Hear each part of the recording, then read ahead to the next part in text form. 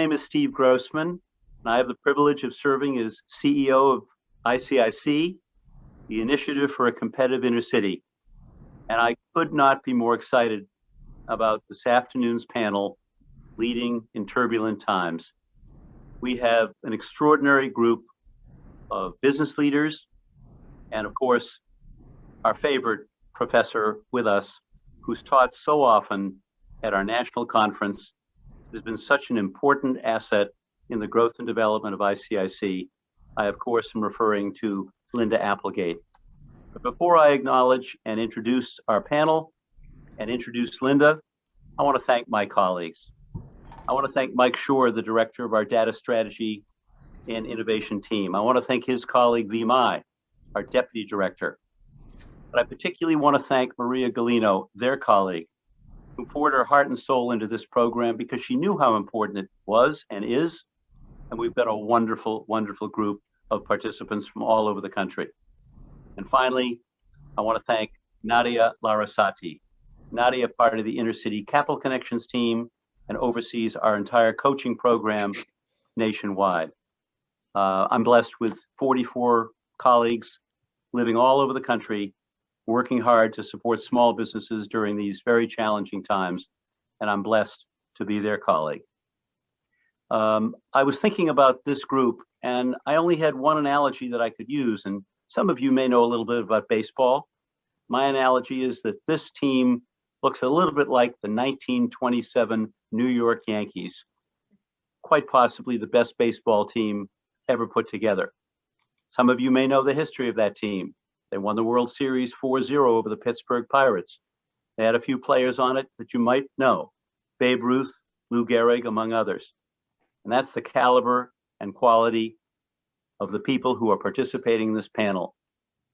Sion Tassone from Ticini in Miami, the #1 Inner City 100 winner last year, the fastest growing inner city business in America, 2020 winner, and a graduate of the Owner and President's Management Program of the Harvard Business School.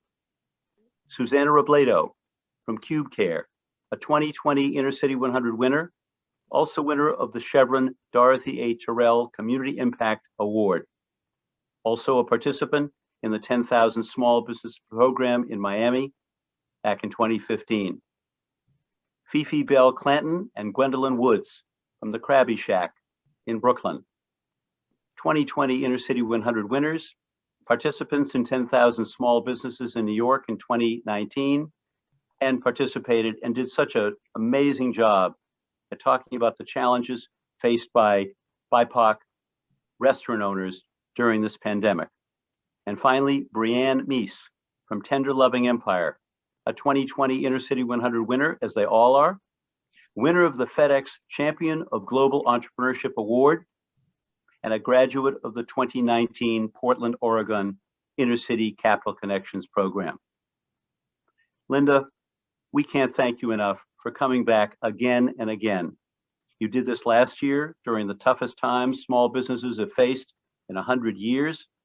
You come back every year to our national conference to teach a new case and to highlight innovation, imagination, bold, transformative, small business leadership. And we're thrilled and grateful to have you. I want to thank FedEx and Chevron, our two leading sponsors for the Inner City 100 program and for our national conference, at which we reveal every year the Inner City 100 list. So I want to encourage any alumni listening here this afternoon, any people listening this afternoon who know businesses, your own or somebody else's, who might be interested in the Inner City 100 Award, which rewards and honors the fastest growing companies. If you know of a company that should be nominated, please nominate them. If you yourself want to self-nominate, please do so. We would be thrilled to have you. And you'll be honored and announced and revealed at the national conference, which will take place once again in early December. Our initial application deadline is June 6th, so please apply soon and please nominate many people, as many people as you can. So I won't go through Linda Applegate's full bio. It would take a good part of the session. Linda is the Baker Foundation Professor at Harvard Business School. He has been chair of the Harvard Business School Owner, Manager, Executive Education Program, the signature executive education program of the Harvard Business School. She has been co-chair of the MBA program at Harvard Business School. She's the author of over 40 articles, books, and book chapters, and over 400 published case studies. And she received recently the Robert F. Greenhill Award for her outstanding contributions to Harvard Business School over the course of her career. Linda is one of the most distinguished business professors in America. We're honored and proud to have her. At this point, let me introduce Linda Applegate. Linda, take it away. Thank you, Steve.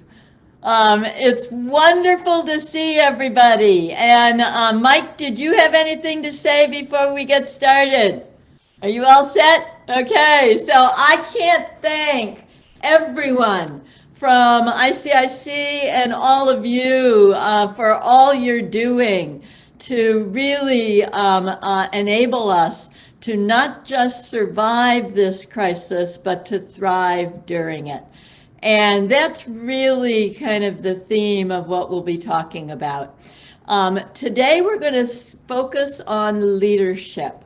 So any of you that have heard me speak either last May or last December, when I was speaking on crisis and innovating through crisis, we'll talk a little bit, we'll talk about innovation for sure, but we're going to focus on leadership. And I'm really excited about our panel. Let me bring up my slides and we'll go ahead and get started. Okay, can everybody see my slides? You all set? Okay. Because there's so many people now, what we're going to do is chat your questions and comments. Just keep chatting. So as you hear things, if something strikes you, you've got an insight you'd love to talk about a little later, just, chat it in. And at the very end, Mike will call on people for Q&A. So we're going to do our Q&A then. You've been introduced to all of us, and you're going to meet all the panel as we go forward. But first, I'm going to do a little bit of background before we get to the panel. So the topic, Leading in Turbulent Times, Strategies for Small Businesses to Survive and Thrive. Keep that thriving in your focus while we go through. I want to start with a cartoon. I love this cartoon, okay? Leading in Turbulent Times. It's a journey, not a destination, all right? So how many of you have ever raced dog sleds, okay? My mother's from Canada, so I actually know something about dog sled racing, which is why I love this cartoon so much. So if we were at Harvard in the classroom, I'd have people coming in and out, but we will wait till the end. But what I love about this, that he's saying the person on the sled, and don't forget the purpose of the dog sled is is all about getting the sled to a place, okay? So the person on the sled is getting ready to get started. And the back dog says, if you're not the lead dog, the scenery never changes. Okay, how many of you have had that experience? If we would, we're interactive, could be interactive, I'd say, what does the back dog see that front dogs don't? And then I quickly, change that to, wait a minute, let's start with the front dog. What's the lead dog see that the back dogs don't? And if you think about it, they see the horizon. They see what's going on out there. They've got a clear picture of the future, where we're going in the future. And all of what's changing out there and what's happening and what's going on down the road a little bit, down the path a little bit of where we're going to go, okay? So they've got that unobstructed view if they're looking up. I can't tell you how many companies I work with where the lead dog, the person that's running, driving the sled and, trying to get it someplace, got their head down, watching their feet. That's not the way to really understand what's changing out there and to, drive your dogs like pros, to lead like a pro, okay? So then I say, after I say that, I say, okay, now let's get to that back dog. What does the back dog know that the front dogs don't? What's important about that? The back dog is closest to the sled, closest to the, where you're trying to, the destination, what you're trying to actually get done. You're trying to move that sled to a specific place. So they're closest to the sled. And so if the lead dog's out there and they're just jumping along, et cetera, and going along, and the sled's going like this, like this, like this, the back dogs are the first ones to understand what's going on and how well the whole pack is moving forward. They also see whether what the other dogs in the line are doing.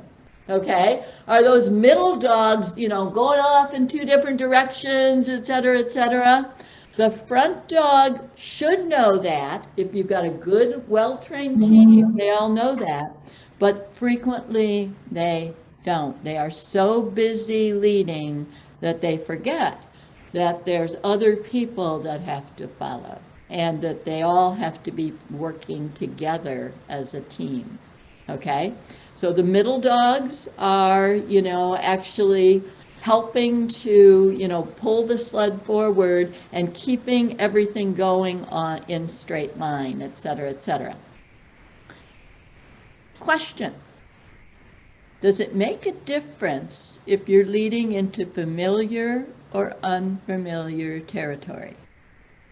Anybody who's ever raced dogs knows that when the path is something you've taken before, you understand the path, you know where you're going, and you're all kind of lined up, everybody just lines up in a straight line and you run like crazy because that's the fastest way to get there. However, if you're going into very uncertain territory, the fastest way is not necessarily the best way. So I don't know whether you've seen the Disney movie 8 Below. When my son was little, we watched, how many of you watch videos over and over and over again? I must have seen that movie at least 15 times, 20 times, okay? And it's all about a research scientist and a research base in Antarctica. And there's a scientist coming down that wants to do some work on the glacier. He wants to do some research on the glacier. And comes down at a time when the glacier's unstable because it's been melting. So the head of the research center says, no, you can't come now and go out on the glacier. It's too dangerous. He goes, I have to. I got this grant. It's a lot of money. I'll pay you a ton of money if you'll let me go.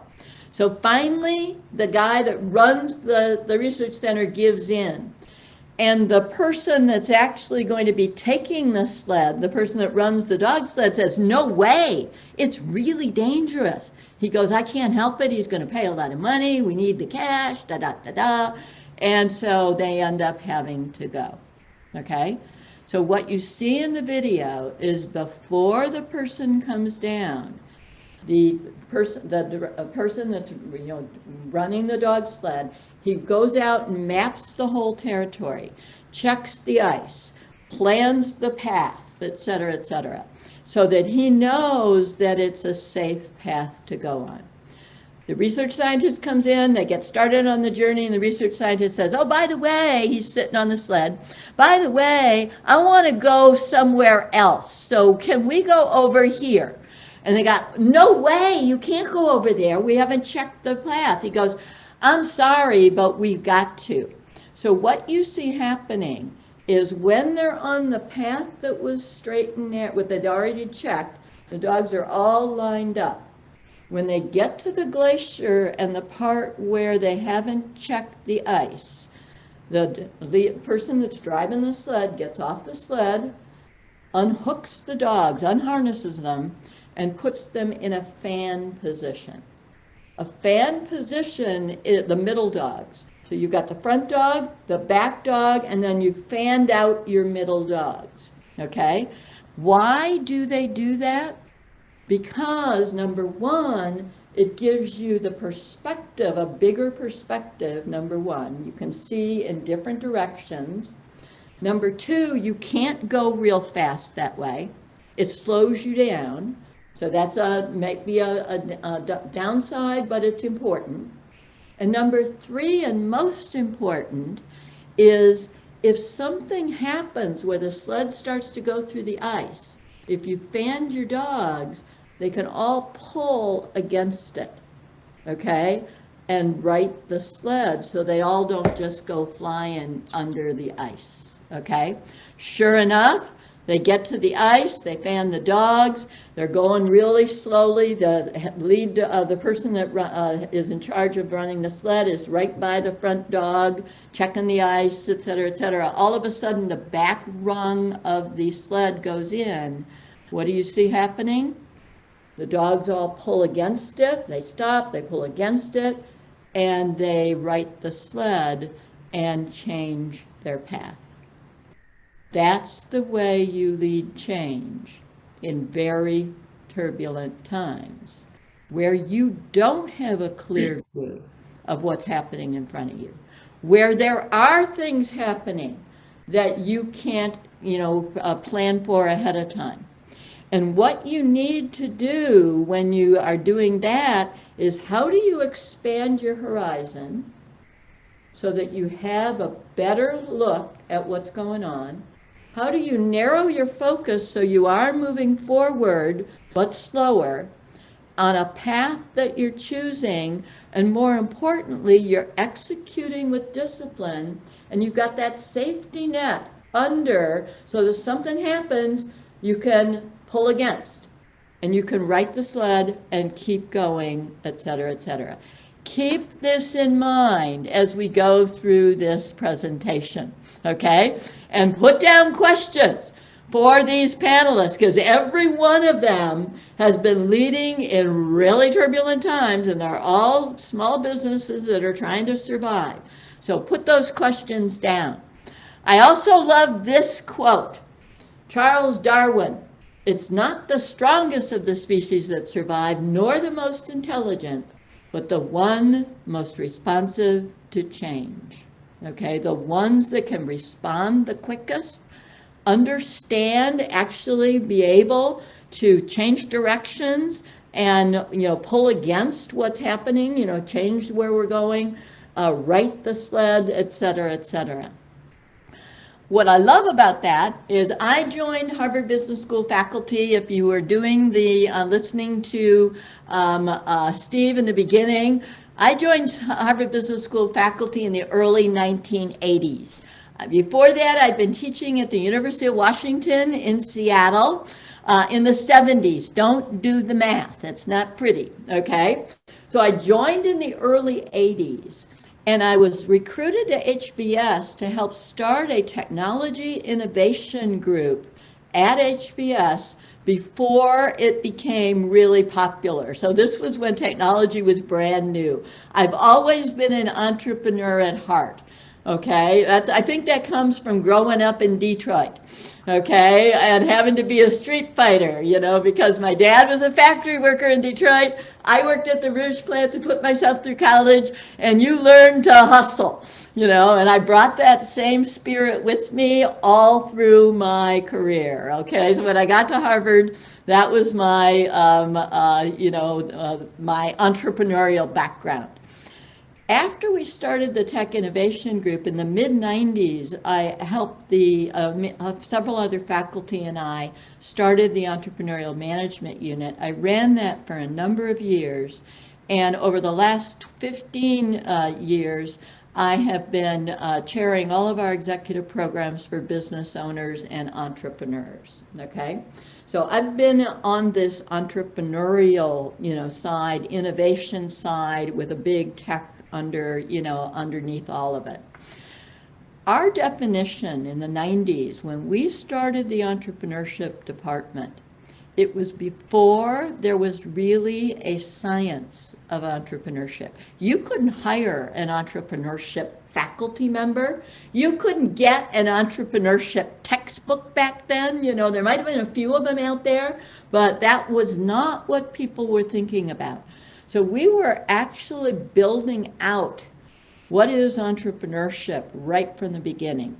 Our definition of entrepreneurship that we chose came from Howard Stevenson, one of the faculty that I started the unit with. He was really the lead on that. He came up with this definition. Entrepreneurship is the relentless pursuit of opportunity without regard to the resources currently controlled. What I love about that definition has nothing to do with size of company, has nothing to do with age of company, has nothing to do with what industry you're in. It's a way of leading. We teach entrepreneurship as a leadership style, as a way of leading. It's a way of leading where rather than looking at your feet all the time, you're picking your head up, you're looking down the field, you're trying to understand what's changing, not just what is. You know, so you're not just looking at what's staying the same, you're saying what's changing out there and how do I make sense of all these things that are happening so that I can really understand where the opportunities are and threats, and not just today, but also in the future.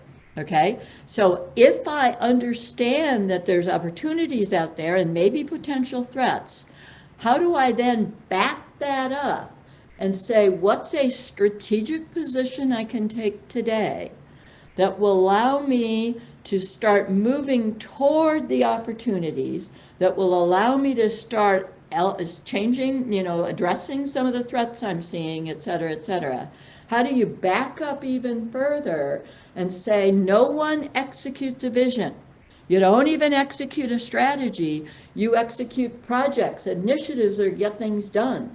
So if I'm seeing some opportunity out there or some threats, I'm backing up and saying, what's a strategic position I need to get to start addressing those opportunities, going after the opportunities, addressing the threats. Then how do I back it up even further and say, what are the projects and initiatives that I need to do today to start moving toward that strategy? That's the way we teach entrepreneurship. Now, we say it's opportunity driven, not just playing the ball at your feet or looking down at your feet, right ahead of you.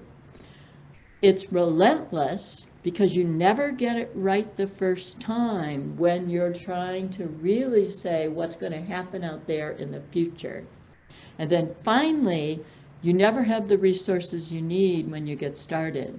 So you always have to learn how to pitch, how to engage other people, get other people involved so that you can all work together as a team to actually start moving forward, just like our dog sled.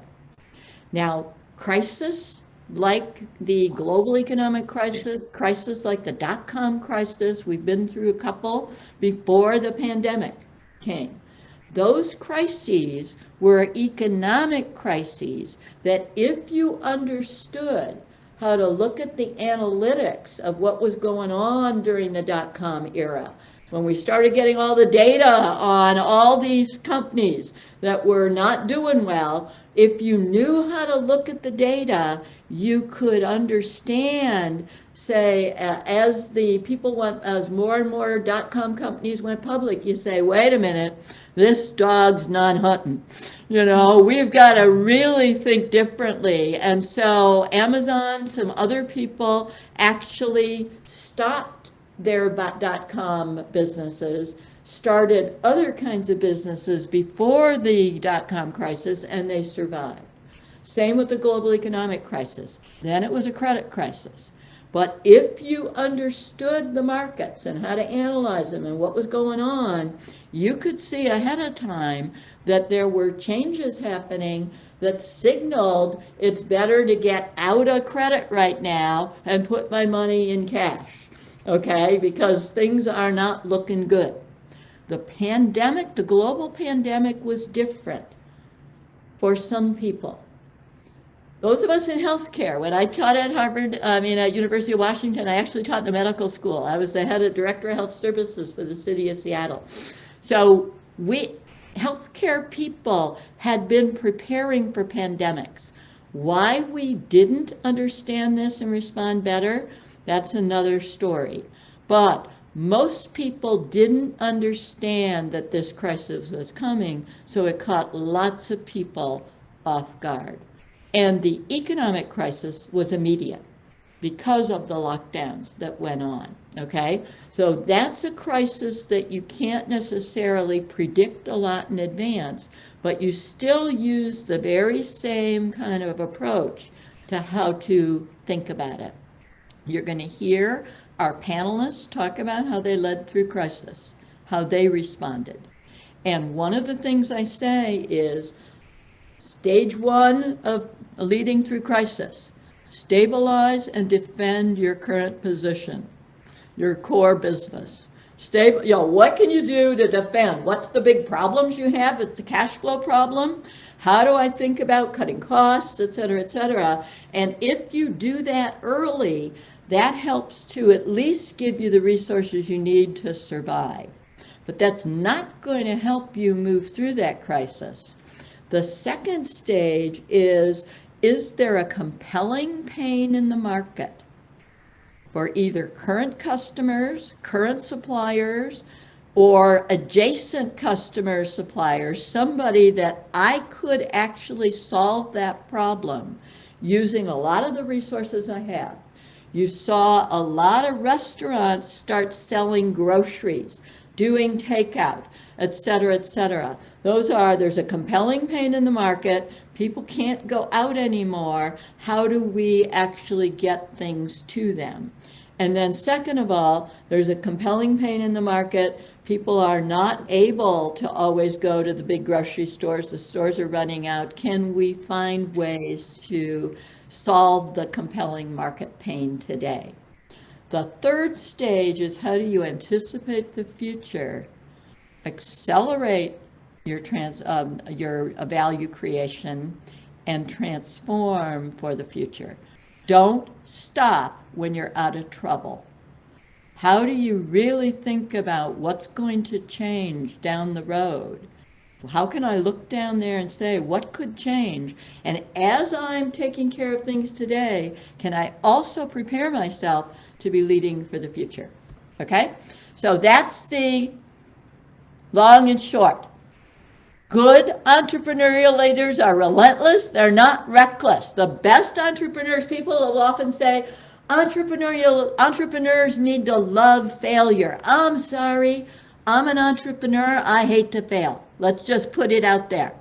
But I love to learn. The best entrepreneurs don't love failure. They learn to manage risk. I can see some of you raising your hands and going, yay, she's actually saying making it real. I will make it real for you, let me tell you. So if we take that entrepreneurship, one more framework, and then we're going to start getting to our, panelists. If you take that entrepreneurial leadership definition and we say, how do entrepreneurs, what do they have to do to lead innovation throughout the life cycle? Okay, so let's start with the very first thing of how do we identify opportunities to go forward. And let's track this on a value creation curve at the very front. Think about it at the basics. Think about it as cash flow. I've got a little sign that my Harvard OPM entrepreneurs and business owners gave me that said, cash is king. When you're an entrepreneur, a small business, cash is king. don't run out of cash. That's the big, thing. So in the beginning, I say, look at cash, but don't forget that what you're doing to create a great business is creating value for everyone that needs to come around you to be able to actually build and grow this business, to turn this opportunity into a business, et cetera, et cetera. So you're going to want to say, what's the value for customers? What's the value for suppliers? What's the value for partners? What's the value for employees? What's the value for investors? What's the value for us? That allows us to start really accelerating this path to value for everyone. So identifying opportunities when you're looking down, you're trying to understand, is this an opportunity I want to go forward with? If you decide this looks like a good opportunity, and I've got all kinds of analytical models that I teach when I'm teaching a big program, but I'm not going to bother you with them right now.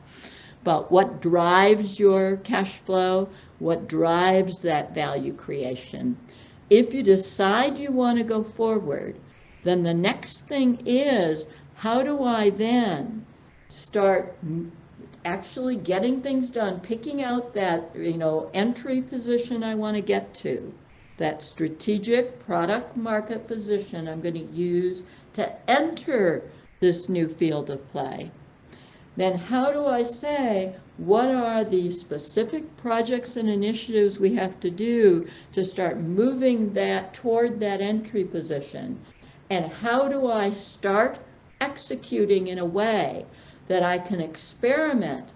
Because I know in the beginning that everything I'm thinking about that's going to drive value in the future, it's based on assumptions I'm making in the very beginning. And the only thing I know when people pitch me a business plan early on is that the assumptions they're making about this, hockey stick cash flow curve that they always give me, the only thing I know for sure is that the assumptions are wrong. My job is to say how wrong, where wrong, and if wrong, if we have some uncertainty about those assumptions, can we actually start experimenting as we go so that if it's not working, we've got that ability to fan our dogs, to pull against, to have those safety nets in place and those action plans that we can do to actually do it like a pro. Really do it like a pro. Once you start getting traction, how do you scale the entry position? That strategic product market position. I call that scaling your entry business. The product market position is your business that you're starting, okay? I'm looking at scale. What I'm looking for from a financial perspective is I want to see revenues increase and margins improve. If revenues are increasing and my margins are getting better, that means that I'm scaling that business in a way that allows me to get what economists call economies of scale. Economies of scale say that as I grow, my business actually gets more and more, profitable. It gets better. As you start growing, at some point, you might start running out of, growth opportunity. And so the question then becomes, can you expand the scope? Can I go into adjacent markets, adjacent products, adjacent markets with the same product or service offering? Can I go into an adjacent product? Can I go to the same market with an adjacent product service offering? What we're trying to do is to expand the scope of the business. And as we do that, we are trying to add enough value to all of the stakeholders that we're bringing together, that we can leverage what we have right now and grow revenue while we improve margins, even as we start entering these adjacent product market positions, okay? Or maybe even launching a brand new business. The third one is if you just keep going and you're expanding, you've already gone to this market, this market, this market, you've added these products, these products, these products to the markets, etc. You're growing and growing, and you start to see your revenue growth decline and competitors coming in, maybe getting a lot more competition, price pressure, etc., etc. That's a sign that you might be getting mature. Okay, so you've just gotten, I actually was the faculty chair of the MBA program at Harvard in the early 90s. You just got the whole 2 years of the MBA program in a couple minutes, okay? That's what we teach. We teach you to do all that. If you think about change then, if I take that life cycle of how to grow a business, building businesses like professionals, like pros, and if I take the change initiatives, this is from John Cotter's work, another Harvard professor, establishing a sense of urgency, developing that vision for the future of where you're going to go to get through this crisis and beyond, communicating that vision through action, forming powerful guiding coalitions, getting rid of obstacles to change, creating those quick wins. That's that back it up and start implementing, et cetera, and consolidate then the improvements you're making and start scaling and expanding scope, and then institutionalize all this so that your organization can manage the complexity of where you're going. So it's aligned with not only where you were, but where you're going. So you've got, you're realigning the organization. Julie Badalano, one of our leadership professors, has actually done an article called "Should You Agitate, Innovate, or Orchestrate Change?" So she actually takes all of these actions that we just talked about and talks about change features. This is in Stanford Review. You'll get all these slides, so you'll be able to click on the links and get to the articles if you want them. In the beginning, she says, what do leaders who are trying to make change do? You have to agitate against the status quo. How do we get people disrupted? Now, what's interesting is during crisis change, guess what? You don't have to worry as much about that because everything's already disrupted. So you got a free pass there. After that, how do you innovate? How do you engage people and partners? All the things I talked about as we're innovating on that life cycle, defining strategic positions to enter, identifying capabilities, sequencing and timing the initiatives we're going to use to get started, focusing attention on where we're going, not just where we are today. And then how do you orchestrate adoption, actually institutionalizing the change? Communicating, gaining commitment, aligning all your people, processes, systems, evaluating and identifying gaps between where we want to go and where we are right now, and how are we going to fill those gaps and fix that, and then refining an execution and strategy based on what you learn, leading change, and setting the pace. So let's go back to my life cycle. Down here at the bottom, you're agitating against the status quo, and you're innovating to actually find new ways to move forward. We bring those things together. As you're scaling, you're continuing to agitate and innovate as you start scaling that first business, the entry business that you're going after, the entry product market position. And then as you expand scope, you've got to not only get the new people involved, you've also got to orchestrate change adoption. So you've got to start, complexity is going to start increasing. How do you start changing your organization to manage that complexity as you grow? And then as you mature, can you continue to agitate, innovate, and orchestrate to anticipate the future and transform? Okay? This is what we think about as you think about how to lead through crisis and how to lead in really turbulent times. The reason we teach this is it's no longer enough to just do what you're doing really, really well.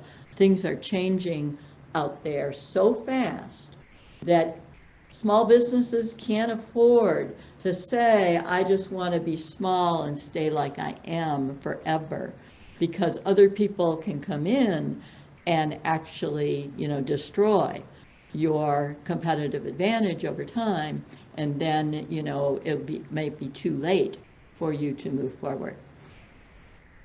So let's get to our panel now. Any questions? Make sure you're jotting them down, okay? But let's start getting our panel involved. Our first panelists are Fifi Bell Clanton and Gwen Woods, and they're co-owners, co-founders of the Krabby Shack, okay?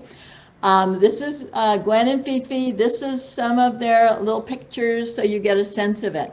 Preparing the perfect crab was a passion for Fifi Bell Clanton that became a dream to open a restaurant dedicated to serving delicious crabs in Brooklyn, New York. Gwen's father grew up in the Chesapeake Bay area, and so they had crab too. So she says, Gwen, they were best friends. Gwen, you want to open a restaurant in Brooklyn to serve crab? And they said, sure, that sounds like a great idea. Let's do it. Okay. At a dinner party at Gwen's house in 2005, Fifi brought up the idea, and Gwen said, let's do it. So they made a point of hiring from the local community, mentoring local entrepreneurs, and were featured in the Netflix documentary, She Did That. So you can actually watch the documentary. I'm going to stop sharing my screen for a minute and show you some video. Okay? So each one of these, I will show a video or two short ones to go with it. So I've got two for this one. So we'll start with the first one. This is in 2015, right after they started. Keep in mind my story about how hard it is to start scaling and expanding scope, et cetera, et cetera. So let's go ahead and get started. We're the Krabby Shack. I'm Fifi. I'm Gwen. And we own the Krabby Shack Brooklyn. It's on 613 Franklin Avenue. That's between Dean and Bergen. Okay, perfect. How did you guys come together? We've been friends for over 10 years. And Fifi actually came to me with the idea of the Krabby Shack. One night, we were just out, and she said, I wanted to open up this restaurant, this crab restaurant, and I thought it was an amazing idea. And so she was in fashion, I was in music. We were both tired of our industries, and it's like, let's do this. And so we thought about it I thought about it for a little while, and then one night after a long day of work, I called her. I said, are you sure you really want to do this? December 13th. She called me. And she said, yes, let's do it. And ever since that conversation. Full speed ahead. We went full speed ahead. Yeah. Perfect. So how long have you been in business? Yesterday was actually our 8-month anniversary. Congratulations. Thank you. Perfect. And within the 8 months that you've been in business, what are your 3 biggest challenges? Well, one challenge is definitely just raising capital. We feel like we have this really great brand, the Krabby Shack, and we feel like we can compete with the big dogs. We feel like this is something we can take globally. We're all into the branding, but we need money, and we're small. But in order to do these things, we need the money. So we want to do marketing. We want to market to people. We'd love to put out An ad. Yeah. But we need capital to do that. I want to, get ads in the newspaper, be able to do like a few specials or some deals, but how do we get it out to the masses? So far, we've utilized social media, but we need some more help. I mean, the community has helped us by supporting us by watching some of the press articles that we might have that we've been blessed to get, but we definitely could use some more help. I mean, expansion is one of our biggest and most important goals. And although we've hired within the community for our shop now, we want to be able to leave that and focus on number 2. But without capital and the support from, you know, the city even to help with, you know, the plans and the permits and all of those things that go into it, because it was really hard. I mean, we had a 4-month build out, but it took well over 6 months. So it was something that, you know, we had a lot of plans and permits being held up, and just didn't have the proper resources. Right, right. Okay, so you get the picture. All of these videos, the link is there so you can watch the whole thing later on. I want to show you a second one. Okay, so let me go in here. And that one. And go to the next one. So I'm going to show you one now that is more recent.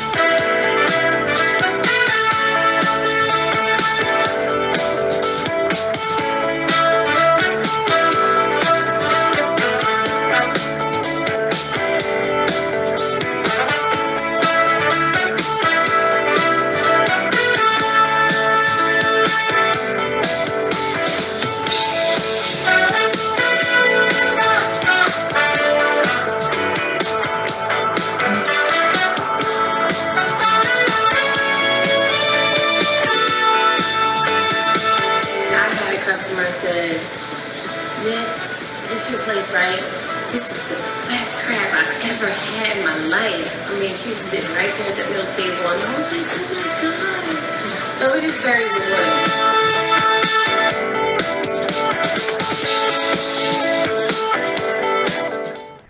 Okay.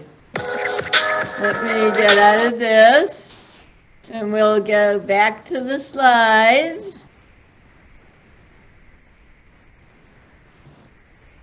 Okay, so I'll do videos like this and then come back to our panelists. So you struggled a lot, Gwen and Fifi, when you got started. How did you actually make that transition from startup to scale up? And were you before the global health pandemic? And then how did those experiences help you then with what you've done since the pandemic started? So talk a little bit about what you've done since the pandemic started and where you see yourself going in the future. So come on in. Welcome, Fifi and Gwen. Didn't that make you hungry? I got hungry. Getting dinner time. Hi. Hi. Okay, so well, we're going to start talk about how we started. We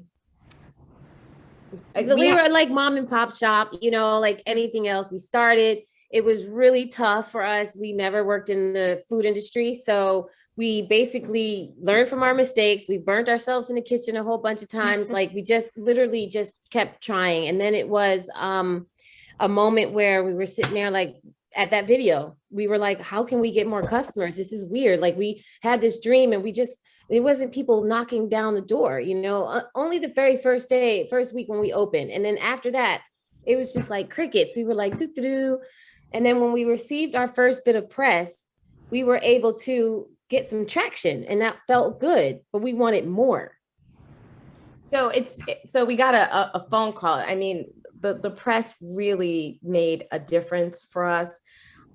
It was literally like I think it was like a Wednesday night, and we're both sitting there, and you know, we've only sold a couple of crab rolls, and we're sitting thinking, did we make the right decision? You know, we just thought this was a great idea. We thought, you know, there would be so many other people who'd want, you know, our yummy, delicious crab, but how come they're not here? And we got a phone call, said, we'd like to do an article on you, it's Eyewitness News. And we're like, oh yeah, sure.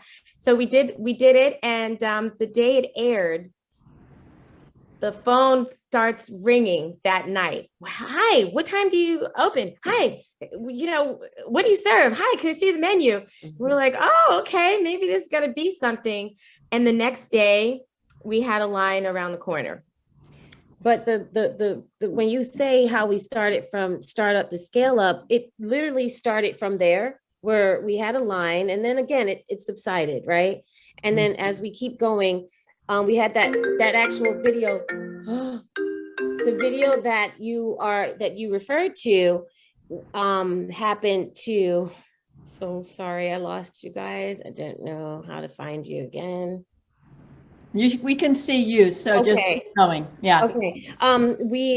So we basically we got another bit of press, and after that press, we started to really see there's some momentum here. We also got invited to do a pop-up all the way in Japan in 2017. So now you're fast forward, we opened in July of 2014. By 2017, we were invited to do a pop-up in Japan, where we thought maybe this is like the beginning of having like, licensing opportunities in Japan. And then shortly after Japan, we did another pop-up with Gotham Market, which was also something. And all these pop-ups were helping us figure out like, okay, we definitely can operate a number two. So when you ask the question of, how startup to scale up, it was really the press that helped the traction. And then each time we started to grow, we did pop-ups and challenged ourselves and really tried to like learn about that. And we continue to scale in that sense. And that pop-up stores are how you can experiment at a lower cost, right, to start understanding different new markets, et cetera, et cetera. Tell them about what you did in the pandemic. So in the very beginning of the pandemic, we started panicking because, people didn't want to go outside. And we were like, what are we going to do? Are we going to stay open? Are we going to close? The messages were unclear. I was telling my staff, oh, I think we have to close. And it's like, oh, no, wait a minute. We don't have to close, but there's a limit on people that can come in. And so we said, okay, we're just going to do it. We're going to open. And for about 2 weeks, nothing. We had very, very minimal people ordering food. And then that got tired. I think people also like, okay, I've cooked at home for 2 straight weeks. I need to order out. And so then it just started picking up. Then, unfortunately, with the unfair targeting of the Asian community, a lot of the crab restaurants are Asian owned. And so the crab restaurants in the New York area started closing. And we were one of the only ones that stayed open. And so we all of a sudden started getting all these other people's business. And so it picked up to like this amount. We doubled what we'd ever experienced before. In all of our years, our gross numbers increased by 100%. Yeah. Wow. 100%. So then it was like, okay, so then time management became a very important thing. It's like, okay, so how, we have all these people, we have all this food, and how do we get it out? We need to hire more delivery people. So we brought in more delivery because at that time you couldn't eat in still. So you could take out. We started packaging our foods, we packaged our drinks. It's like, okay, so how can we make this efficient? How can we make our business like run smoothly? Right. And that all helped us just operate better. And then once things definitely slowed down, once other businesses started opening up, but we were now prepared for our next step. And our next step was that we wanted to sell goods on, We wanted to ship overseas. She wanted to ship nationally. Sorry. We wanted to ship nationally. So we sent a proposal to Goldbelly, and they said, hey, you know, we want to do business with you guys. And so we're now actually 3.5 weeks in shipping with Goldbelly. And all of that happened during the pandemic prepared us for this shipping with Goldbelly. Cool. Very cool. Okay. So they're going to come back at, you know, and so keep that in mind. And they actually leveraged their capabilities to start responding to the crisis. Then they were able to see a new market opportunity and could use what they learned to go after it. Thank you. Let's go to our next panelist, Brianne Meese. And she's co-founder, co-CEO of Tender Loving Empire. And she also is founding this with her husband, and you're going to actually see her husband as part of it. So Tender Loving Empire, I love this quote from them. Something mystical and vital happens inside when someone falls in love with art. Okay? So it's that personal connection that people have to art that is really at the foundation of Tender Loving Empire. From exhibits and concerts, her husband's a musician, she's an artist, so they were doing exhibits and concerts. To the first 800 square foot Tender Loving Empire store in Portland, which opened in 2007. So they opened their first retail store in 2007. It's a nexus of creativity where all kinds of artists could show their work, artists and makers, and people could fall in love with it. Today they have 6 stores, over 90 albums published on their Tender Loving Empire record label, because they do both. You see music from our record label, they sell it in their store, and her husband is part of that. So today, the 6 stores and 30 people working with over 700 plus artists from the community. So let's look at the video from them. We're going to start. We've got 2 again, so I'm going to stop showing slides, go to the video, share my screen, go to the video. Things about Portland is everybody has a passion. My name is Brianne Meese, and I'm the co-founder and co-CEO of Tender Loving Empire. Tender Loving Empire is a gift shop for handmade and independently designed gifts from artists all around the country. My favorite thing about Fair is how easy it is to manage our orders, to return things that don't work for us. It feels really curated. You can look for locally made products that are handmade. The really amazing thing about our store is that the things that you're buying have a story and a person buying them. Fair has made it really easy to find the things that fit in with our store. It's a cool feeling to be able to be a part of the curation of someone's life. We are supporting real people, small businesses, creatives in a meaningful way. I'm really proud businesses like ours and businesses like Fair can make a difference in people's lives and help them do the things that they love. Okay, video number 1. I've got a second video here too, so let me go back in, get out of this one.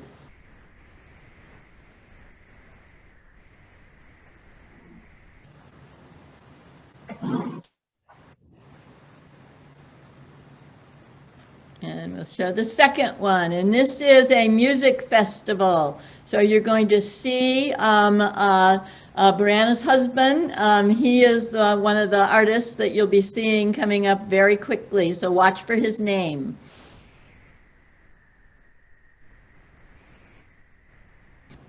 Every night for a while at the college, all the soothing elixir of ideals and perfect design. But the hangover was rude. I spent 2 years in fast food, learning a valuable new piece of knowledge. The only truth worth believing is one that can be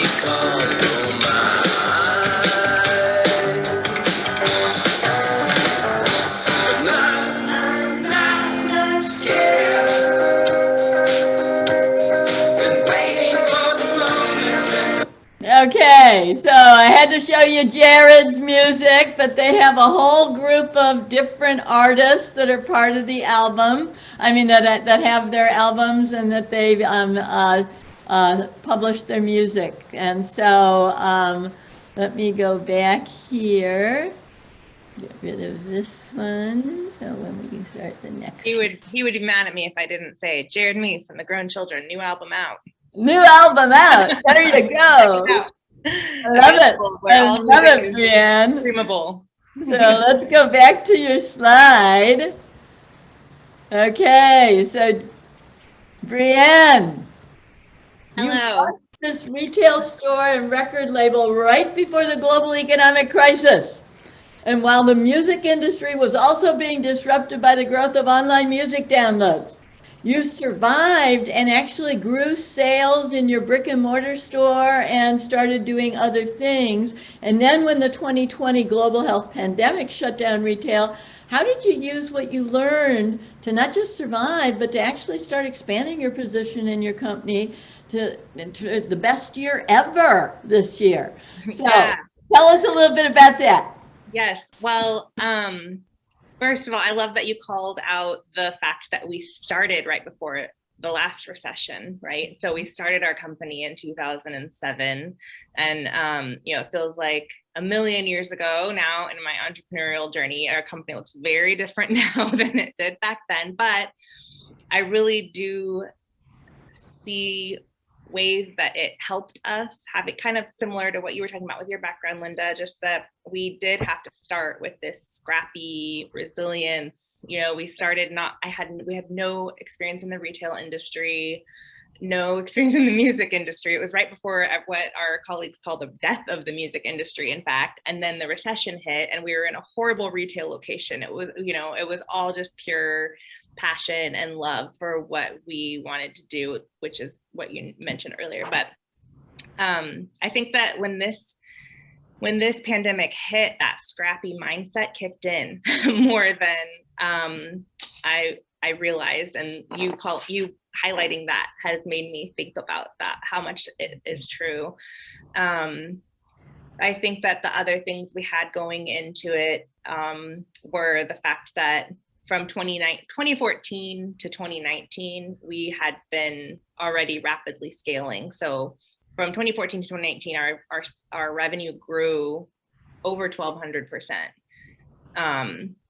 And so we, as a team, as a leadership team, had been together that entire time, and we were used to reinventing systems. We were used to scrapping everything and starting over with what would work with this new version of our reality. So I think that combined with the fact that I think we've done a really good job over the years of focusing on our core values and our mission, and our team was just like, I know we're going to talk about team later, but our team has been really aligned around our mission and identifies with it and cares about it. So when it was time to roll up our sleeves, when this pandemic hit, we were ready. I won't say that it was easy or that it went smoothly. It was horrible. It was the worst, hardest year of my professional career. I think I shared with you all on the preview call that I'm happy to announce that my imposter syndrome is totally gone now after the year, because I do really feel proud of the fact that, we're setting ourselves up not just to survive, we're going to make it. There was many times this year that I didn't have that clear path, for sure. I didn't know that we were going to survive, but we are now, and we're not just going to survive. We are setting ourselves up for our best year yet in 2022, I'll say. And you also have opened a second store at the Portland airport. If anybody's flying through Portland, stop at the Tender Loving Empire store in the Portland airport. Okay, let's keep going. They'll all be back in a little bit. Now we're going to get Susana. Yeah, and Sion is the founder and CEO of Ticini. Ticini was founded in 2015 as a for-profit social enterprise. So it's a for-profit business, but was founded with the main mission being this social enterprise mission.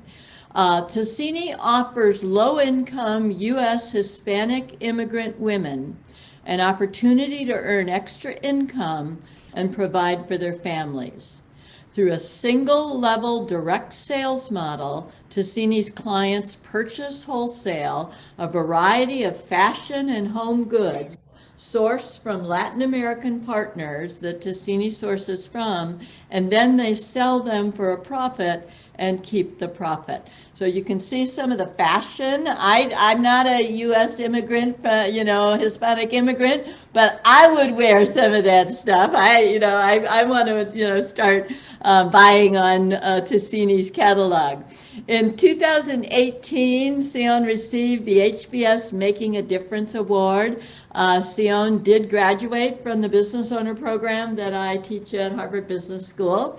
And in 2019, Sion was selected as an Endeavor Entrepreneur, and Ticini was recognized as the 10th fastest growing retail company on the US Inc. 500. And I am also on the board of Endeavor Detroit. He was selected through the Endeavor Miami area, but if anybody's interested in Endeavor, I've got a case on them. I actually worked with them from the very beginning. They're a nonprofit that their mission is to accelerate high-impact entrepreneurship as a tool for economic development in emerging and what I call submerged, but the CEO of the company likes to call re-emerging markets. She keeps saying, Linda, don't call it a submerged market, it's re-emerging. And now, yes, indeed, since we opened Endeavor Detroit, Detroit is starting to re-emerge, as is Miami, where Sion was from. So I'm going to start with a video, okay? And so I'll show the video, and then we'll have Sion come back. So let me stop sharing this and go to my videos, start sharing the video.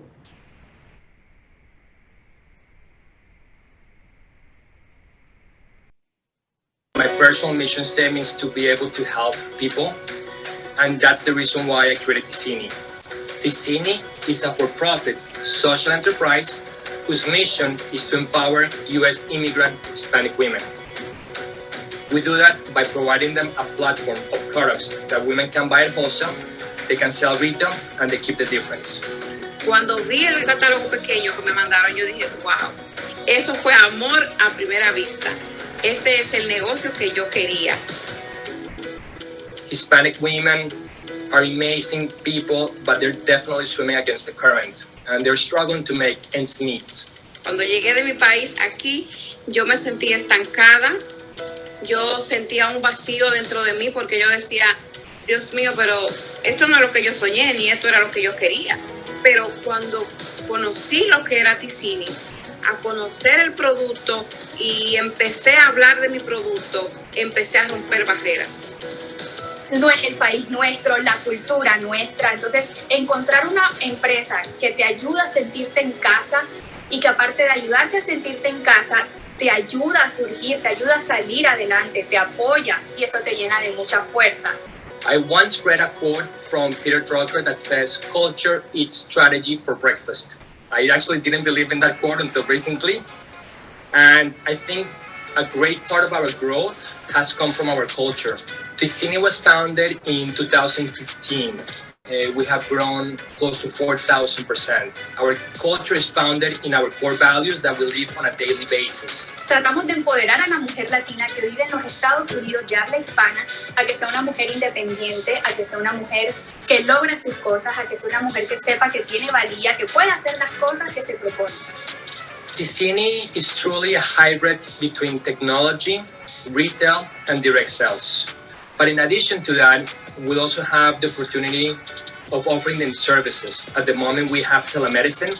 We also have a huge focus on education, finance 101 or accounting 101, but also on education as to how is it that me as a person can grow. Me encanta que cuando alguien llega a Ticini viene con un chip comercial súper agresivo de vender, vender, vender y En estas capacitaciones nos encargamos de enseñarle que no es vender por vender, es preocuparse por el cliente. Cuando le decimos a una persona, tú eres capaz, creemos en ti, tú lo puedes lograr, esa persona no solamente logra lo que se ha propuesto, sino que logra muchísimas cosas más, y creo que lo más importante, ella aprende a creer en sí misma. Licini me devolvió la esencia de mujer emprendedora que yo tenía siempre. Sé que todavía hay muchas mujeres latinas que se están enfrentando a los nuevos retos y desafíos del tiempo en que estamos, pero sé que lo podemos superar. Sé que si nos lo proponemos, podemos superarlo todo, porque nosotras somos capaces. Our impact goal is to empower the lives of 500,000 Hispanic women by 2025. We know it's an aggressive goal, but we truly believe that we can accomplish it. I firmly believe that we as small business owners have the responsibility to help people around us. Es importante sentir que pertenece a algo, y creo que eso es lo que encuentras en Ticini. Okay, so that's Ticini. Let's go back to our slides. So, Sion, you've really been so successful at launching and scaling a for-profit social enterprise, Ticini. Can you share how you've been able to lead with that passion and purpose that you have, and how you engage others in your firm with the Hispanic women who buy and sell your brands, and then help them engage with their customers with that same sense of passion and purpose? And then how did these experiences help you to survive and grow in the midst of this global health pandemic? Inga, thank you so much. It's great to see you, and it's great to be in a panel with such distinguished people. Thank you so much for allowing me to be here. I think in our case, it has been a constant reminder of why we do what we do. We have clients like Gloria, a US immigrant woman that lives in California that lost her regular job. And thanks to Ticini, she was able to earn an income. And so I think the words purpose and alignment have been key to what I believe has helped us scale. Ticini is a purpose-driven company that I believe our growth has come from a culture that reminds us why we do what we do on a daily basis. Our company's culture is based on 5 values. One of them is impact. The other one is passion. The other one is resiliency. The other one is responsibility, and the last one is union. And so I think that has been key as to why is it that we've been able to grow the way we have been able to grow. Regarding the last couple of 15 months, again, we go back to our values. And I think going back to our values, the first one that we can think of is union. We made sure that all our clients or our employees were secure, were safe, and they had a safe home office that they could work. Then it came resiliency, when we had to engage with our vendors just to make sure that we had products for us to be able to provide for our clients. And obviously the last one was responsibility, that we had to make sure that we secure enough funding so we could continue the growth, because we didn't know what was going to happen. And so I think, again, what we have learned from this is sticking to what we know how to do and why we do what we do has been key. Thank you. Thank you very much. So now our last panelist, and Mike, just so you know, I'm going to skip right to your question and answer right after the last panelist. So just so you know that. Okay, so let me go to our last panelist, and I'd like to introduce you to Susana Robledo. And she's founder and CEO of Cube Care. In 1999, Susana landed her first contract with a hospital to repair and wash their cubicle curtains. And with this contract, she launched Cube Care.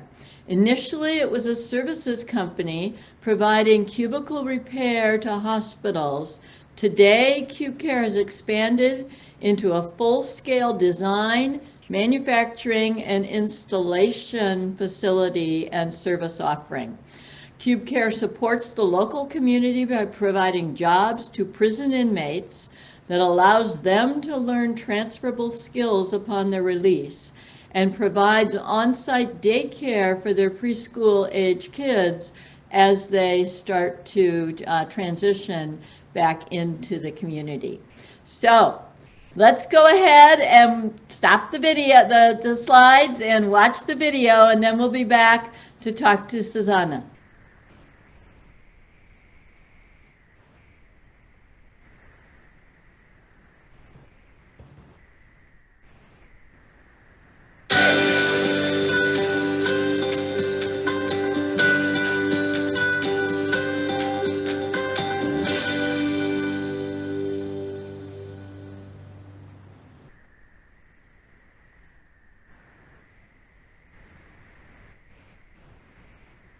Whoops.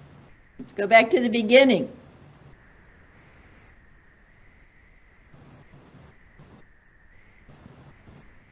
Try that again. My name is Susana Robledo, and I am the CEO and founder of Cube Care Company, and we specialize in niche and privacy products for the healthcare industry.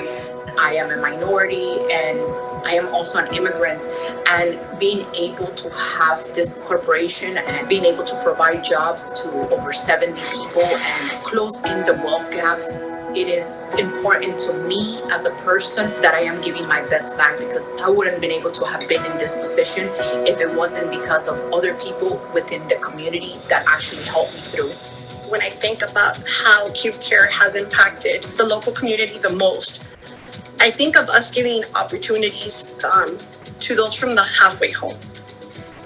People who are trying to insert themselves back into the community. Ms. Susana Robledo gave me a chance. I took it and ran with it. It was not easy at first. Boy, I was like a knucklehead, boy, I ran into walls left and right here. But she kept the doors open, never shut them on me. This is my community. This is where I was born and raised here. So where I'm at, I'm blessed. I'm happy. I'm you know, I have a purpose, and I feel like I'm giving back. I grab guys that I know that need work, and I get them, and I use them, and I help them. People from my community. I've never felt love like this. This is like I'm about to cry. This is a family right here for real. Integrity is what builds trust and builds long-lasting relationships, and it creates a culture within the company that everybody has to do the right thing. People here from graduates from Georgia Tech, from white, black, Hispanic, you can name them all. We don't treat anybody differently, and we carry that amongst our local community, including with our customers. We've been able to work with community hospitals, clinics, commercial businesses that are able to see our story and are able to relate to what Cube Care can bring to them and what we can bring to the whole society and our local community as a whole. I noticed that great leaders are always focused on people. You can't be a great company if you don't have the right people. And how do you foster those right people? They have to truly believe in the essence of what is true to the company, and they have to be able to act out the values of the company when no one is watching. I am not in a race to be successful by ourselves. We're in a race to make our community successful. I want to share with you guys what it is to be with an entrepreneur that has faced difficult challenges, from losing her father at a very young age to traveling to a country not knowing the language, to building the empire that I consider Cube Care is at this time. I am beyond proud, grateful, and humbled to be a part of this organization. Okay, so you can see why I love working with ICIC, right? This is the best job in the world, is getting to, meet and, interact with all of these wonderful people.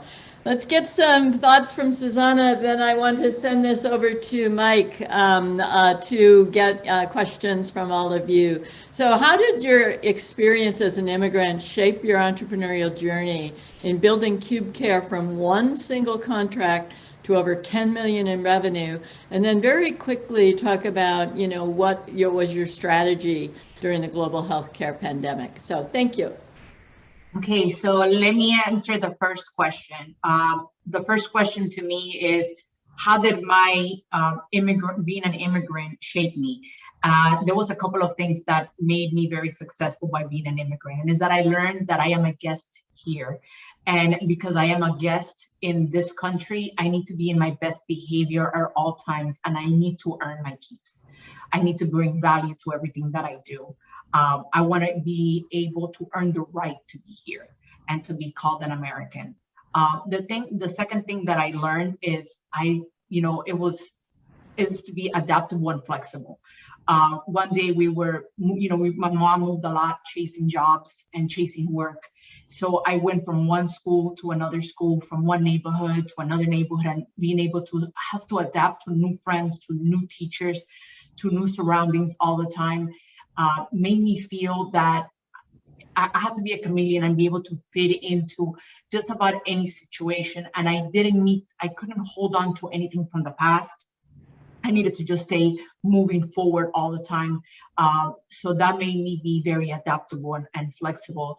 The other thing that I felt all the time when I was in Colombia, this was my country, and I felt sort of kind of like an entitlement. And when I got here, it was like the safety vest came off, and I learned that nothing was going to be given to me. I had to learn absolutely everything and earn it.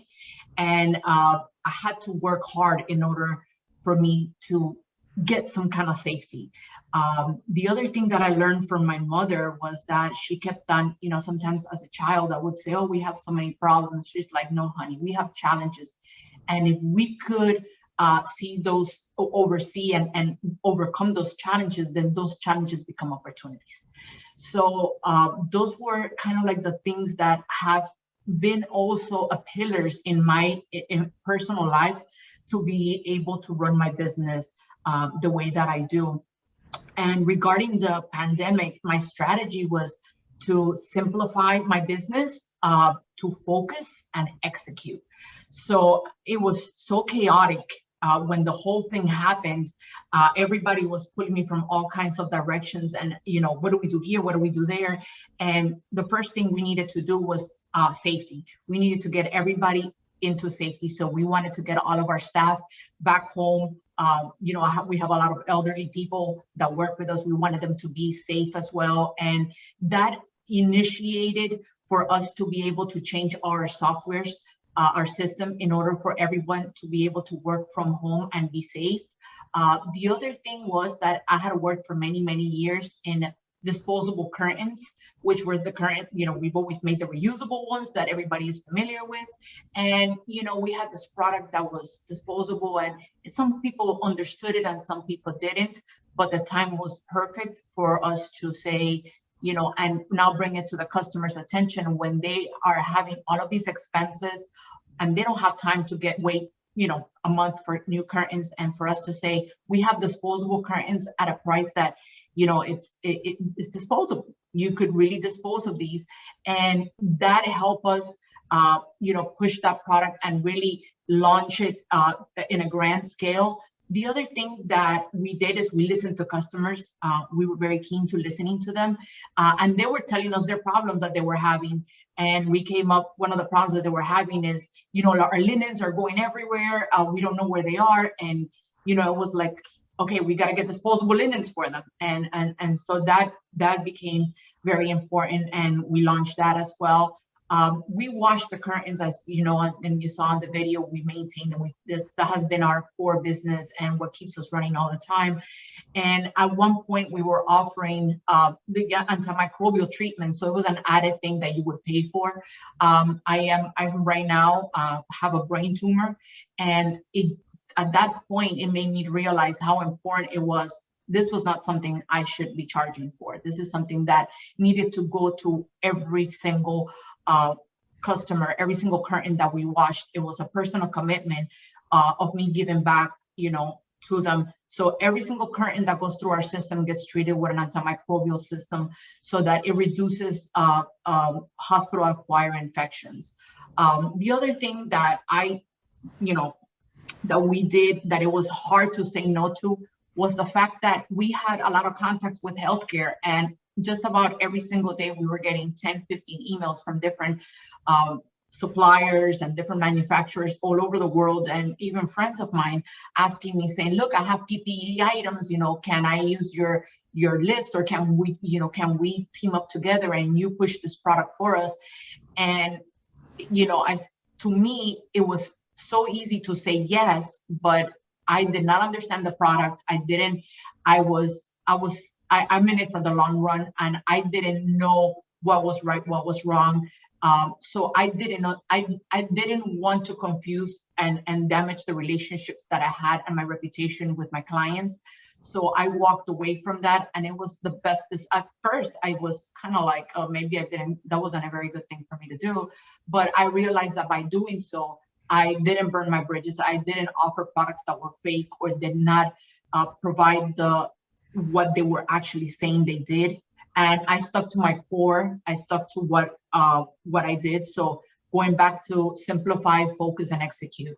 And that has made us very successful. So thank you. Thank you, Susana. And thank you to the whole panel, to Mike and everybody, and to all of you. I'm going to now turn it over to Mike, because we don't have much time, Mike, but I will say that if there's extra questions that people have that we can't get to, I would be happy to work with you to get some, answers to some of those questions.